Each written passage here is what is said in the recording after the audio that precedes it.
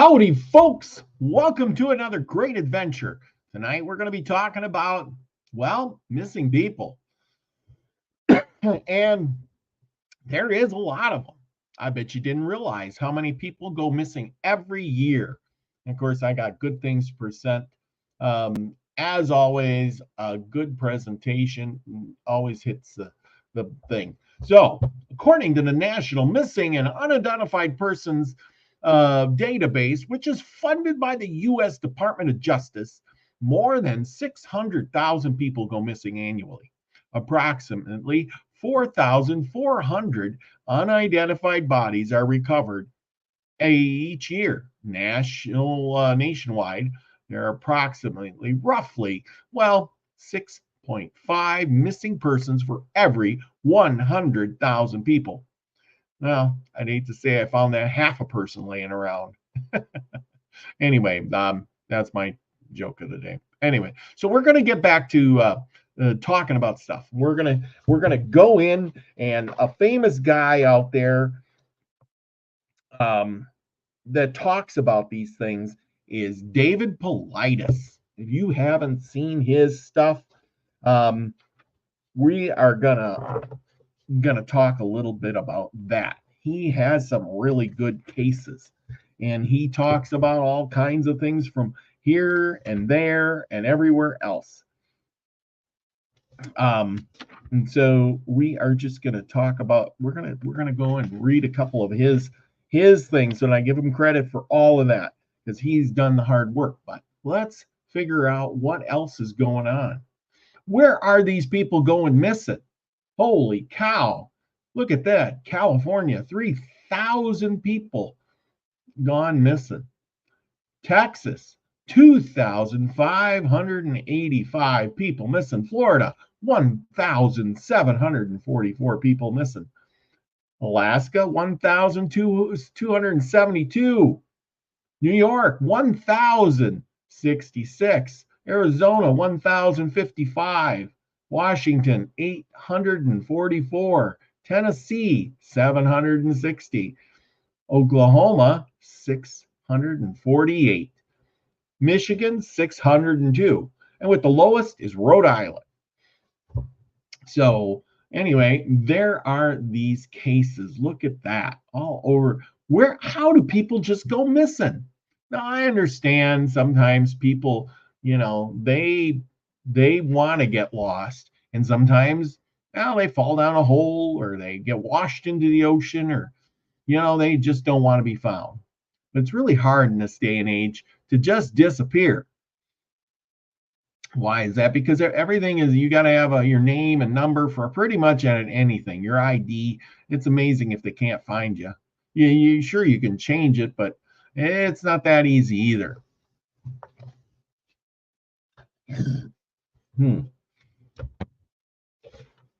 Anyway, we are going to go we're going to go to this one because it has a picture of this gal with a horse, and I like horses.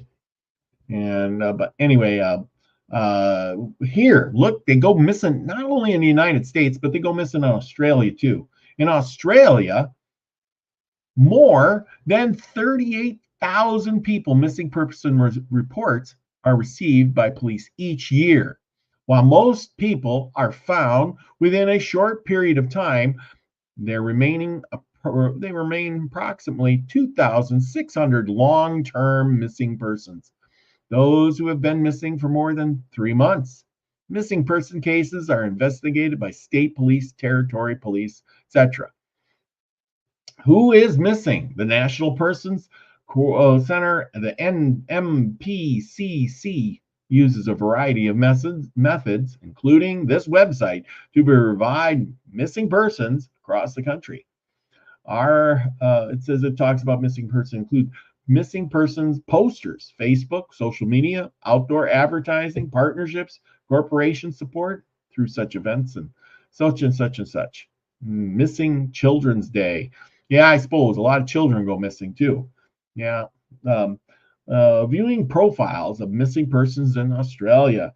And you can go to this place, the state and territory missing persons units. Oh boy. And so if 38,000 people go missing, what does that tell you? Oh my goodness. It means that there's a lot of people out there gone missing. And why is that? How is that? Well, let's talk about a story that David Blightus wrote about in his book, The Devil's in the Details. Now, I'm not as good a storyteller as he is, but he's done the work. This gal, Susan Seymour Adams, was raised in Austin, Texas. That was one of the big sites where all those people were missing.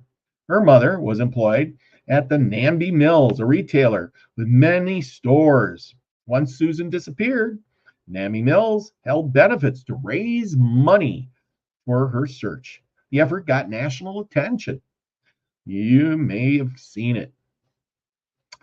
Susan and her husband, Tom, had a guided horseback trip into the Selway Bitterroot wilderness for hunting. Now, who doesn't like to go do that? That is a lot of fun. Guided trail, going hunting. It's all the good things that people like to do. Anyway, they had a hunter's camp established 20 air miles west of Hamilton near Battle Lake. Wow, 20 air miles. That's as straight as a crow flies, kind of. That's a long ways in. Because when you're on horseback, you got to make all those twists and turns, and that's a good day's ride. Susan took her bird watching book and a camera, and she took a short hike out of camp, saying she'd be back soon. Yeah, that's what always happens. I'll be back soon, and they never show up. Susan didn't come back. Hunters, hikers, volunteers searched for 8 days and found nothing. At the end of the 8th day, rain and snow hit the area, and search efforts were terminated. Snow continued for many days and covered any evidence that would have led to her discovery. Yeah, of course, when it snows, you ain't finding nothing. There was a secondary search that started in early October. This effort had to stop after 2 days because of heavy rain.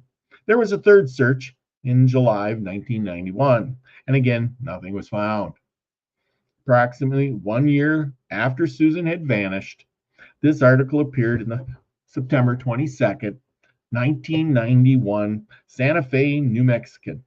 On September 30th, 1990, Susan Seymour Adams walked out of the hunting camp in the Selway Bitterroot Wilderness and disappeared. Intensive searches were conducted following her disappearance, but were hampered by the remoteness of the area. It always seems that people can disappear in a remote area. Why? Because, well, people don't go there. There are a lot of trees and wilderness, a lot of things that can happen. But just to disappear, something should be found. Your clothes, your backpack, books you took with you, your shoes, something. Maybe you dropped something. People are messy. I'm surprised. Okay. Additional efforts in July 1991 after the snow melted were also unsuccessful. Based on the local sheriff investigations and professionals, an Idaho district judge on July 19th, 1991 declared Susan dead of injuries or exposure as of September 30th, 1990. Well, yeah, if you're gone that long, you didn't get no food, you're not going to go through the winter, you ain't making it. You will not read about Susan in any database. She is not listed as a missing person. She has been officially been declared dead. Dead. Sorry, Susan. But she's not around. She's never been, well, anyway, without her body ever being found. Yeah, she's dead. Susan is also, but maybe aliens took her. I don't know. Maybe you do. I don't know. Susan is another long line of people who have disappeared with a camera in her hand. There are several people who have taken a short hike and seem to evaporate away. Remember, she is going to hike far, wasn't going to hike very far. She hadn't taken extra supplies and nobody found a trace. So what happened to her camera? You'd think if somebody had taken her, she would have dropped the camera. That would have been the first clue. Maybe she was taking pictures of something she wasn't supposed to, and the government picked her up. And then she would never be heard from again. I don't know. Poor girl. I feel bad. Sorry. I don't know. What do you think of all of that? Tell me your thoughts on missing people. They just up and disappear. Has somebody in your life ever disappeared? Um, things like that happen, and they just never get to be found, or they do get to be found, and then they're dead. Oh yeah. Let's see. Let's pick another one. Oh, let's see. We'll pick. Ooh, that one's a long one. Let's just do a short one. Illinois. Fox Lake. I know. I used to live in Wisconsin, so there you go. Fox Lake is located on the far northern section of Illinois, just 2 miles south of the Wisconsin border. There are hundreds of small bodies of water in that region. Yep, there's a lot of little lakes. Lakes everywhere. I've been to lakes. I didn't feel like I should worry, but sometimes they could be creepy. The story has several elements that will sound familiar to readers of past books, and I encourage you to go out and get his book. Go read these books. They're really interesting. I keep collecting them little by little. Pretty soon I'll have the whole collection. He's got a bunch of them. Keep you entertained for hours. It's really great. Take them on a trip, especially when you're out in the woods by a campfire. Story has been as the elements of reading of past books. Wrote in a chapter about picking people who pick berries. Berry pickers are really famous for getting this. On July 3rd, 1919, we're going way back. We're taking the way back machine, people. The parents of Henry Nutter had left the boy with a friend, Ernest Bradshaw, who lived near Fox Lake. The parents were taking a trip to Chicago, which isn't quite that far away. And the boy was staying with the family and who had children of his age. Yeah, sounds reasonable. Go play with the kids. We're going on a trip. July 23rd, 1919. The article in the Kansas City Star had a segment on how Henry Nutter disappeared. It was Sunday, July 6th, when Henry, with a number of his playmates, went berry picking, of course, leaving him with by a berry bush. His companions went searching for a drink of water. When they returned, he was gone. Posses searched the woods to no avail. Now remember, he's only 6 years old. How far can a 6-year-old run? Law enforcement officers called in bloodhounds. Yeah, bloodhounds will find him. And they tracked the boy's scent deep into the woods until they reached a massive swamp where the dogs stopped. The days of searching went on for more than a week. Families continued to look for the boy, and there was never any evidence produced to where he might be. 10 days passed without finding Henry. 10 days. What is a little boy at 6 years old going to do in 10 days? On the 11th day of Henry's disappearance, 2 men involved in the search were near Grand Lake berry picking when they heard a very odd sound. July 18th, 1919, the article of the Milwaukee Journal described the sound. Both thought the child's call a bird song.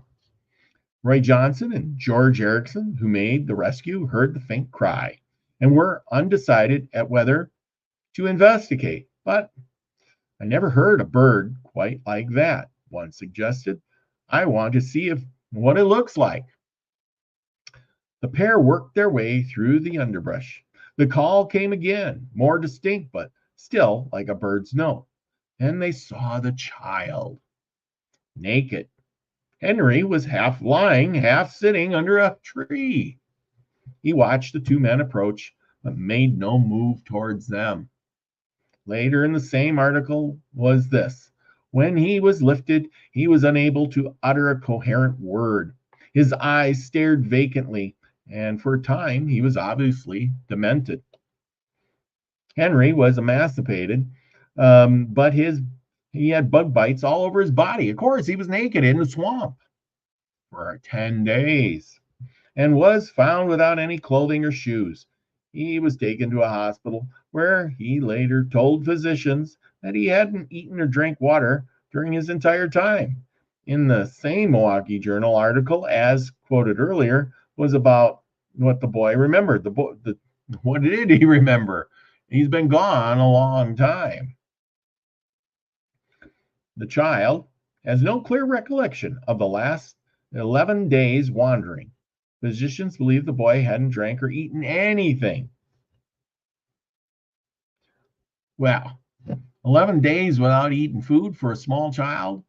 That don't sound so right. It says here that rules for survival: you can live 3 minutes without air, you can live 3 days without water, and in a harsh environment, you can usually live 3 hours without shelter. You can live 3 weeks without food. So there you go, the three threes. But how did he live 11 days without water? Yeah, he hadn't eaten anything. He's a little kid. Little kids don't eat anything. They get all weak and mad and grumpy, you know, that hangry like, even though he was in an area with plentiful berries. So he was, a lot of berries, but he didn't eat any. Boy couldn't remember the details of the 11 days and was found naked. Bloodhounds tracked the boy to the large swamp and then stopped. What happened at the large swamp? That's the question. Well, you think on that. If you want, you go buy the book. Missing 411, The Devil's in the Details. Check it out. Go to David Paulides' Can-Am Mission Project. He's got a website there. Probably I'll link it in the description below, and you can go over there and buy his book too. I'm not promoting anybody. I didn't get paid for it, but I am just saying it's a great read. I really enjoyed it, and you will too. Go get your own, read some stories, have a good time, and think about these crazy things that happen. It's a lot of fun. Anyway, good work to David Paulides. He does a phenomenal job, puts a lot of work and effort into it, and we all salute him for making these great books for us to read. Now, don't go disappearing on me. Just stay with the partner. That's the big thing. Don't leave alone. Don't go wandering in the woods without telling somebody when you're going to come back and if you're going to come back at all, because you could be part of that 38,000 or 460,000 people that go missing every year. 600,000 was that 600? That was 600,000 people. Where are these people going? 600,000 people. Geez, you'd think you notice it'd be somebody you know that just disappears. Oh man. Well, you know what I'm saying. 600, is it 600? Yeah, 600,000 people. Oh, let's get that egg up here. Let's talk about this for a second. Yeah, 600,000 people annually. That's a year. Annual is a year. So don't become one of those 600,000. I know people go missing, but still, don't become one of those 600,000. With that, remember, go out and have a great adventure. Stay safe. Tell people where you're going. Go with a partner, and don't carry a camera. Go walking off. And don't come back. So with that, remember, keep your children safe and lock your doors and be safe at night. Don't go wandering down by the river by yourself. With that, catch you later. Have a great